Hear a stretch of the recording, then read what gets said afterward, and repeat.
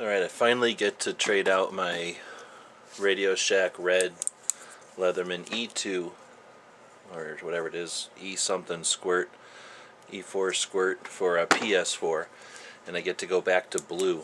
And I bought this one because it was on sale at Radio Shack one time, and I really liked the tool. I had a blue one, probably the pliers, a long time ago, and I don't know what happened to it.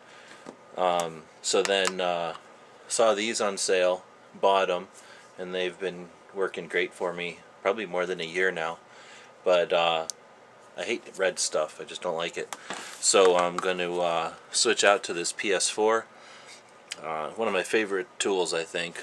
I've really liked this, the blue one I had before this, and now this one, to no end. Everything about it I like, and I'm going to like this one even better because you can take off the tools, where this one are rivets. These are screws. So I should say I like just about everything about this. I really like everything about this. So let's bust into it already. Bought this thing a few days ago now, and I've just been so busy, haven't had a chance to get to it. Man, this thing is not a pleasure to open. Luckily I have a good cutting tool for it. So there it is.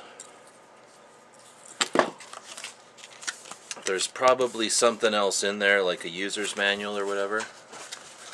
Let's see if we can bust into that.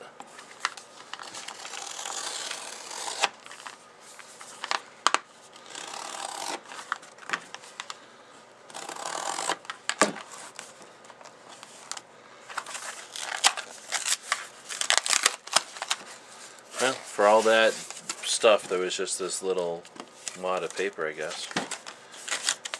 So yeah, that's kind of weird packaging, but anyway.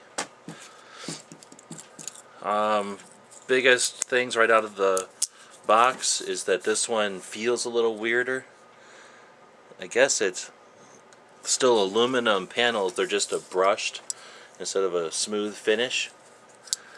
And it's just enough of a different size, but I think that won't be too much of a problem. Let's take a look at those scissors. Very nice. Almost like Tonto blades on them. Yeah, I'm really looking forward to having this one around.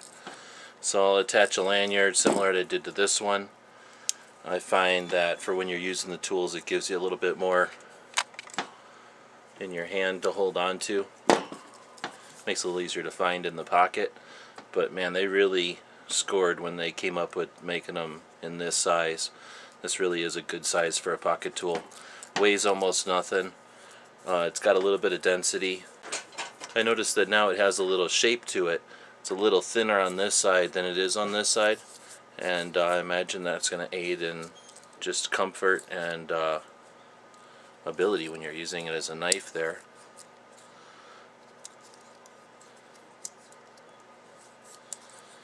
File looks pretty decent. This is either a chisel point or a thing.